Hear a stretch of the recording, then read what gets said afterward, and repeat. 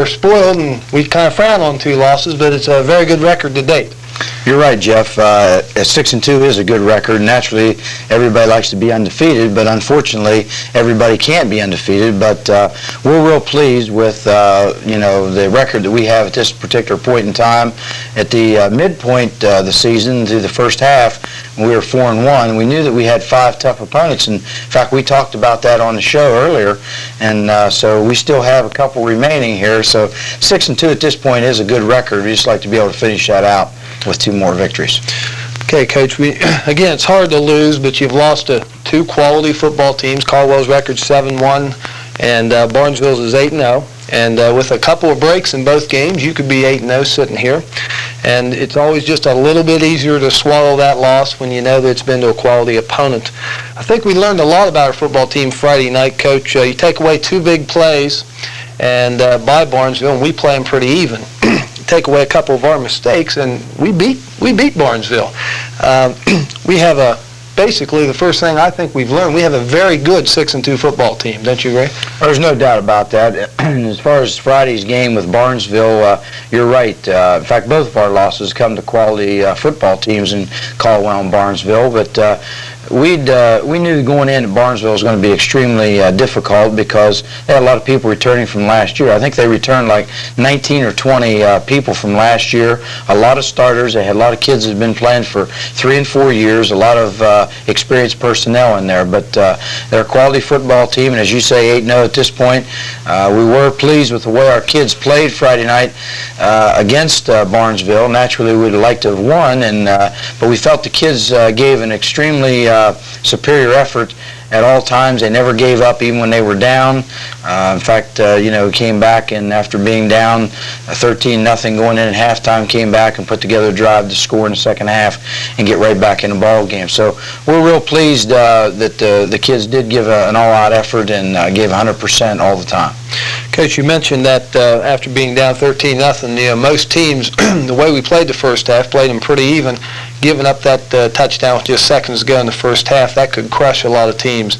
We came out and done a real good job defensively, put together a couple real nice defensive stands, took the ball, took it down the field, scored, had the momentum, got a bad break, but really shows the character of our football team, maturity of our football team, and that's something we really need going in these next couple of weeks. We've got 2 fine quality opponents coming up, but I think everyone knows, the players, the fans, that we are very capable of winning these next 2 games and going up against these 2 good opponents.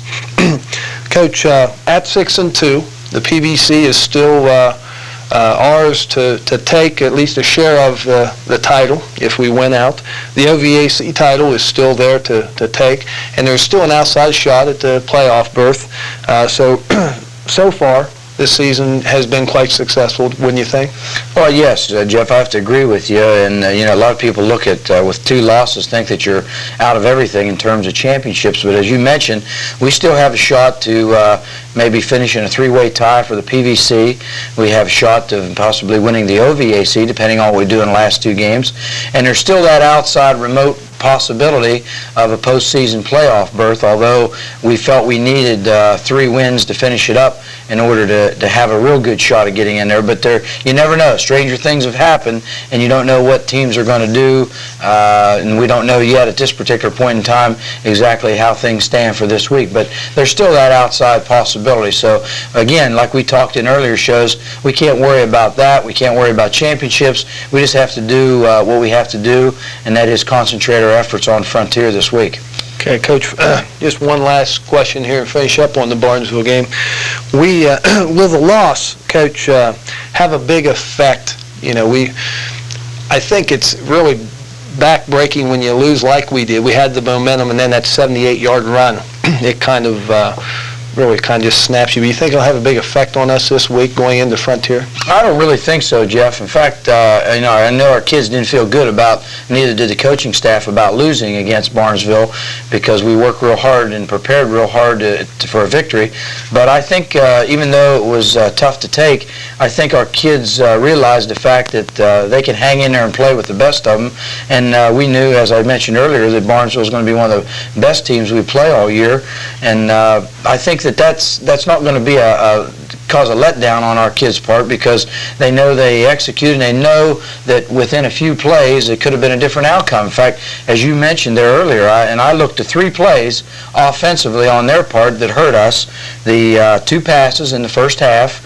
Of course, we gave them the ball back there by way of fumble in order to have an opportunity for half to score again.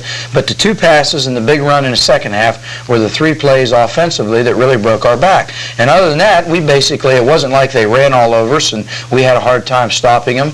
But other than those 3 plays, we pretty much shut them down. In fact, look at their yardage and take away, for example, Stephen, take away that 78, 79-yard rushing on that last TD. It's a different situation. So I think as a result of that, and I think our kids also understand that we just put the ball on the ground too much as far as fumbles are concerned. We kind of beat ourselves or hurt ourselves. It wasn't that they stuffed us and we didn't move the football. And we talked last week about that tango offense, 1, 2, 3 punt, 1, 2, 3 punt. And that really wasn't the case. It was the fact that we fumbled and created some turnovers that gave them the opportunity to get the ball back. So I think in light of all that, I don't really think that our kids will be down whatsoever. I think they'll learn from this experience and look forward to this week. Okay, Coach. We'll be right back with highlights of this past week's game with Barnesville. Bellwood Drugs is your locally owned full-service discount price drugstore. Call 472-0417 for 24-hour emergency service. We'll be here for you. Delivery and mail-out services are available. We stock wheelchairs, hospital beds, canes, crutches, and other accessories. Retirees, ask Joe or Tom about our hassle-free Aetna prescription service. As a leader chain store, we bring you bargain prices on an assortment of products every month. Don't forget to bring us your photo finishing with 24-hour service. Bellwood Drugs, people you know and people you can trust with your health. First play of the game, Coach, kind of sets the tone for the evening. We have a miscue on this exchange here. Yeah, we had motion going to the left here, and we fumbled the ball. Otherwise, we had a man wide open in the flat. Could have picked up big yardage on that first snap. Ricky comes right back, Coach, and picks up 11 yards on a good scramble. Yeah, we're in a Liz formation right here, and he rolls to this side looking for somebody to throw to. There's no one open. He cuts back to the inside and picks up some nice yardage. Chad West puts on some good pressure and deflects this pass attempt. And here they come with motion to our side, and then he'll roll out slightly and set up and throw the ball to the flat, but the ball's deflected inside by Chad, and it keeps them from getting a completion. Shoemaker, West, and Dalrymple combine on this stop for no gain. There's a nice hit in here, Coach. Just kind of defensive aggressiveness we really like. You'll see the ball carrier being knocked back here. Great effort on all 3 of those kids' part inside. Huntsman finds Starr on this completion down to our 1-yard line. Okay, here they're in a slot right I formation. He drops straight back. You can see he's got too much time to throw the football, and he finds an open receiver there in between our 2 defenders and sets up their first touchdown. Barnesville comes right back on this running play and scores their first touchdown. Yeah, the power I formation, they give the ball to Jason Stephen, and he takes it in off the right side for their first score. Ricky hits Larry. Larry does some good running, picks up 14 yards here. And we're in a slot left or a Liz formation out of the I, and Ricky will drop back in a short drop and throw the out route to Larry. Larry, after catching the ball, makes a nice move and picks up additional yardage. Shane Dunn along with Mike Dimmerling, a CBL loss of 4 yards. And here they're in a wide slot to the left in the I formation, and they'll drop straight back and try to run a draw, but our defensive people all read that pretty well and were right there to make the stop. Chad Weber trips him up. Chris Lynn, Shane Dunn follow up with a CBL loss of 2 yards. And here out of the tight slot to this side, they'll try to run a reverse to this with a slot man. And here's what you like to see on defense. Tripped up initially, and then a lot of swarming black jerseys going to the ball carrier. Luke Shoemaker gains 5 tough yards on this run, Coach. Here we're in a slot to this side, and we send motion away, and we'll run a little quick trap inside, and there's really not any place to run there, but Luke does a nice job spinning and turning and picking up some nice yardage inside. Dustin Robinson comes right back with 11 yards pickup. Now here out of a wishbone formation, we'll fake inside to the fullback and then give to Dustin off tackle, and he does a nice job behind a couple real nice blocks and cuts it back to the inside. Jeremy Kramer does a good job taking on the blocker, getting rid of him, and stopping this play for minimal gain. Now here they're in a pro formation. They run a sweep to the right, and Jeremy does a nice job using his hands, playing off the initial block, and then making the tackle. Huntsman finds Kovacs to tackle another touchdown right before the half. And here they're in a power eye right, and he'll bootleg to this side, and the receiver gets open in the back of the end zone and picks up that pass for a touchdown. Chris Dalrymple starts the second half by kicking it out of the end zone. Fine kick by Chris here, and this puts a lot of pressure on their offense starting from the 20-yard line as opposed to starting from their own 45-yard line. Jeremy Kramer and Chad Weber combine on a key stop on this third down play. Yeah, it's a nice play here, and what they do is they reverse out and they try to go off tackle here, but there's no place to go, and we've got a lot of pursuit to the outside. Luke Shoemaker does a fine job picking up 7 yards here. Yeah, after the punt return, we've got pretty decent field position here, Jeff, and we'll get into power formation and come off tackle. We got a couple nice blocks up front, and Luke picks up some off tackle yardage. Chad West does a nice job getting good hang time off this punt and had good coverage from Jonathan Calder and Mike Dimmerlin. Yeah, Chad did a fine job punting all evening, Jeff, getting the ball up high in the air, give us opportunity to get down underneath it, and also getting the ball deep. Here's a good example of that in good coverage. Chad West gets a big quarterback sack here, loss of 8 yards. This is another nice defensive play. Chad does a good job of playing off the defensive tackle. In fact, gets such a good hit, he jars the ball loose, but unfortunately for us, their quarterback was able to get back on it. Ricky Russell picks up 12 yards on this scramble, Coach. Yeah, what starts out to be a play-action pass to this side, there's no one open, and he feels the pressure. He comes back to the other side and does a real nice job following his blockers and picks up good yardage. Ricky hits Larry Nelson across the middle for a big pickup. Yeah, the wishbone formation, we fake inside, and Rick rolls, does a nice job of stepping up and throws between 3 defenders, and Larry had a nice catch inside with a lot of concentration. Luke Shoemaker busts up the middle, 2 yards, touchdown. Down where it counts in the red zone here, we reverse out and give it to Luke, and he cuts back inside and shows a little power behind nice blocking up front and takes it in for the score.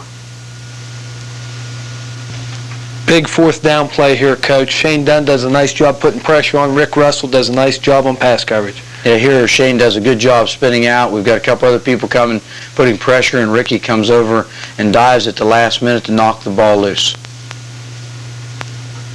Chad Weber picks up 5 yards. Here out of the wishbone formation, we'll fake inside and give to Chad off right tackle, and they tripped him up lower. I think he'd had even additional yardage. This is a play that kills us, Coach. Stevens busts this for 78 yards and a touchdown. Yeah, at this point in time, I felt we were still in real good shape, having them deep in their own territory.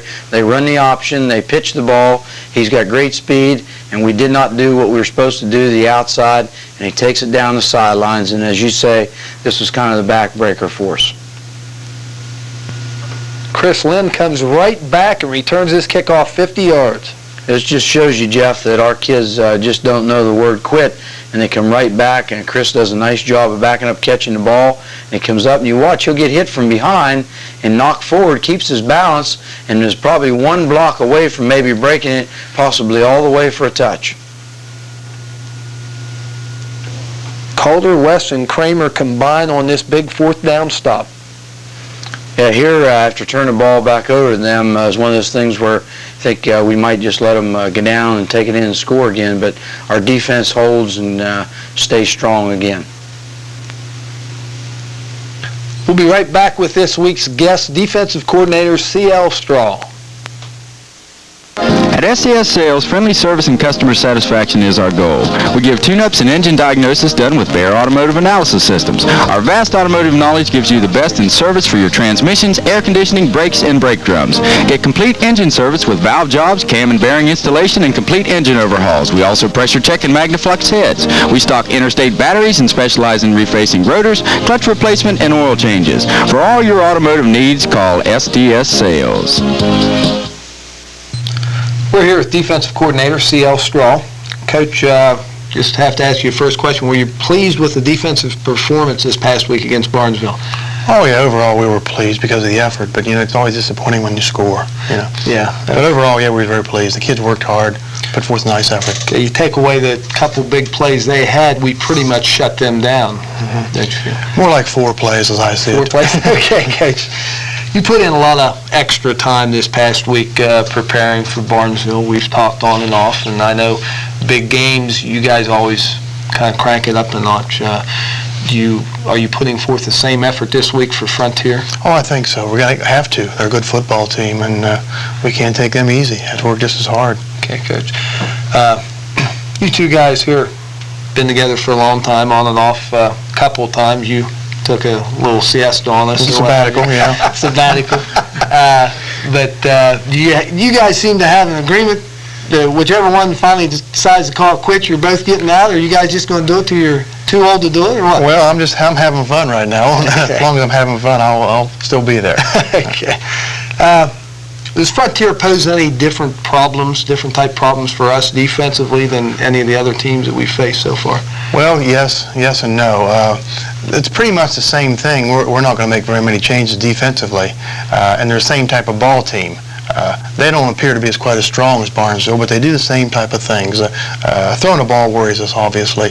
We don't have an opportunity to work on our secondary like we'd like to, because you just don't have the time, and we don't have the personnel. So when a team throws the ball a lot like Frontier, it's a concern.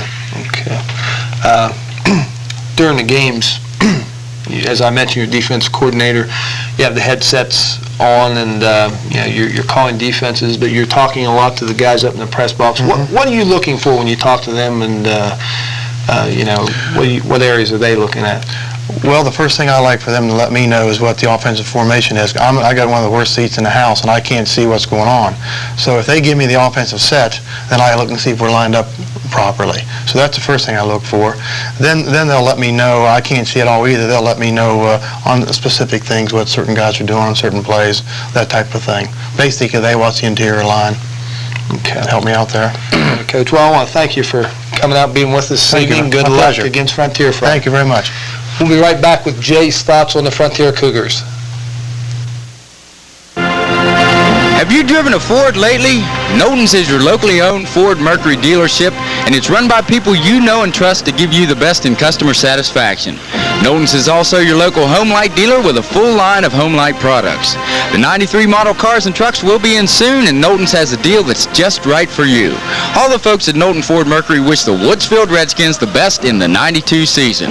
Remember, for all your auto needs, go to Knowlton Ford Mercury in Woodsfield.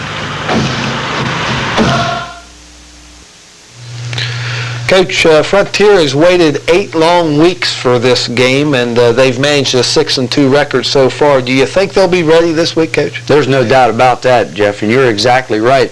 They have not only waited 8 long weeks, but they've probably waited since last year when we beat them up here 47-0. In fact, they wait every year for Woodsfield. For some reason, that is a game that they look forward and point to each year. So there's no doubt that they're going to be ready this year. Okay, Coach, what's some of the things that you've heard, whether it be on TV reports or read in the paper? I know there's been some comments made this year coming from Frontier. Well, to show you how much you're looking and pointing toward our game and how much you do that each year, this year in preseason, their coach talked about how they felt because of dropping down to Division 5 from 4 that they could be a playoff contender, and they're up in there. With still a shot, an outside shot of being in the playoffs at 6-2 at this point. They also set their goals to win the first PVC crown ever. And even though they don't have a shot to do that, they're right up in there. But the other goal that's along with the playoff berth and the PVC was to beat Woodsfield. So there's a lot of rivals on their schedule. but for some reason, they look to us and point toward us as being the game that they really want to win. Okay, Coach, do you think that there's a lot of things I'm sure that come into that, but do you think that possibly the fact that their coach is Vince Elder, he played in the 70s while you were coaching here, and of course we dominated them in the 70s, and now he's the coach of the late 80s, early 90s, and he hasn't been able to beat us. Do you think that the fact that you've been here for all the 20 wins, every year we've played them, we've beat them, and you've been the only coach at Woodsfield, do you think all that kind of rolled into one is giving them extra incentive?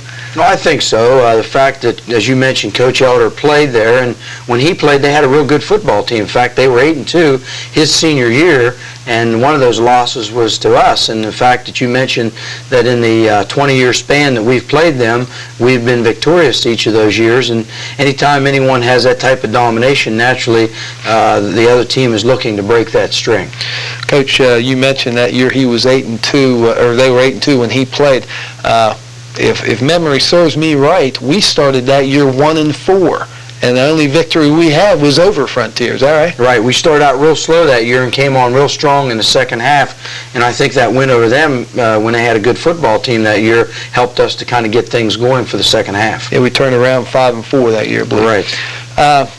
Coach, Frontier's been successful in baseball. They've been as far as to the state semifinals or finals in baseball. In basketball, they've been to the regionals.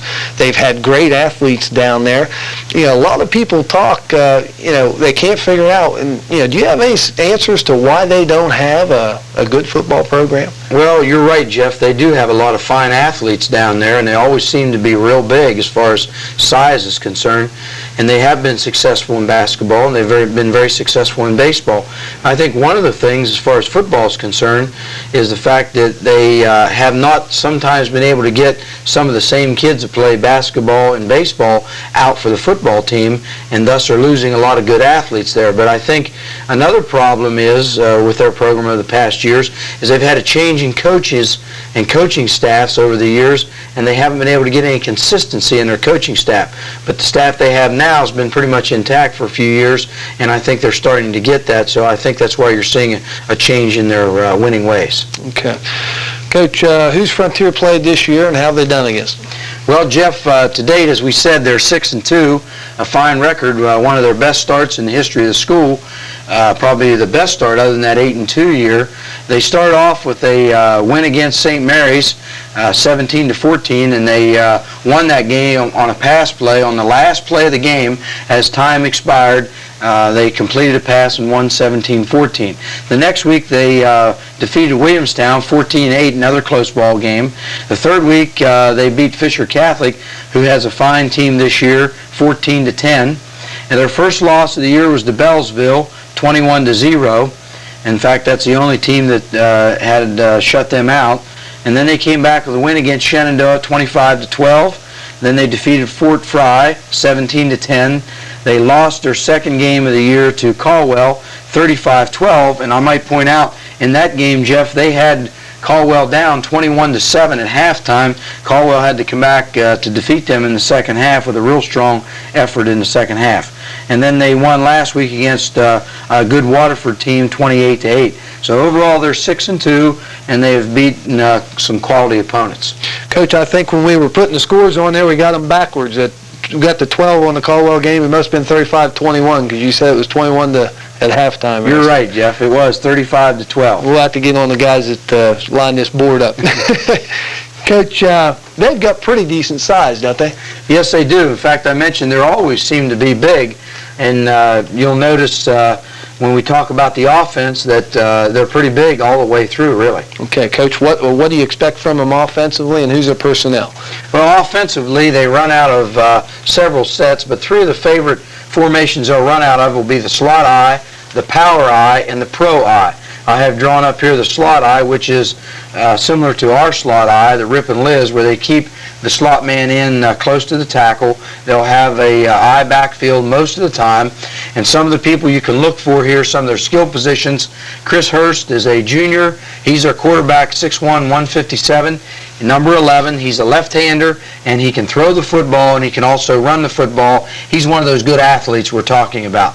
Their fullback is number 36, Brent Pryor. He's a senior, 6 foot 187. He'll carry the ball and does a nice job blocking inside on their isolation series. And their tailback is number 3, Tim Burrows. He's also a senior, 6 foot 175, and he probably carries the ball as far as the running game more than anybody else. Their slot back number 10 is Brad Berga. He's a junior. He's 6 foot 180, and they probably utilize their slot back more than we do and more than most teams will do. They'll bring him back and they'll give it to him on reverses. They'll also throw the ball to him so they get him involved in the offense. And the other young man that you need to watch, he's a good one, and that's number 24, senior Cam West.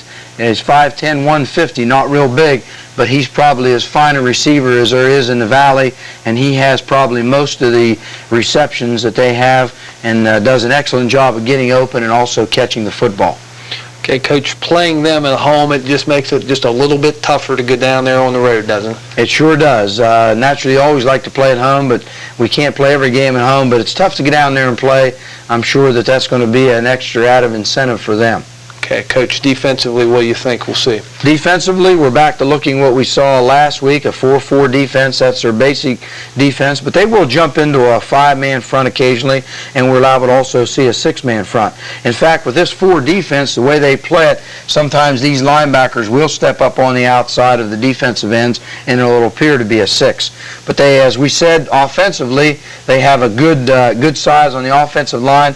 They have good size on the defensive line. These 2 inside people in here, one's 205, one's 193. Their linebackers are good kids inside, number 66, Shane Smidley. He's 5'8", 180, and he's a very aggressive young man, senior. And then over to this other linebacker on this side is Brent Pryor, 6 foot 187, senior. This young man's one of the better defensive players in their defensive scheme of things, and that's number 44, Jason Egger. He's just a junior. He's a big kid, 6'4", 215. Not to say anything about their backs. Cam West, their defensive back, and their outside linebackers are also very active. So it's going to take a good job or a good effort on our part offensively to move these people off the ball to get our offense going. Okay, well, Coach, we look for a good game this week against Frontier. I want to thank you for being here. Good luck against Frontier Friday night. This is Jeff Waddell along with Jay Sircosta for Woodsfield Sports Highlights.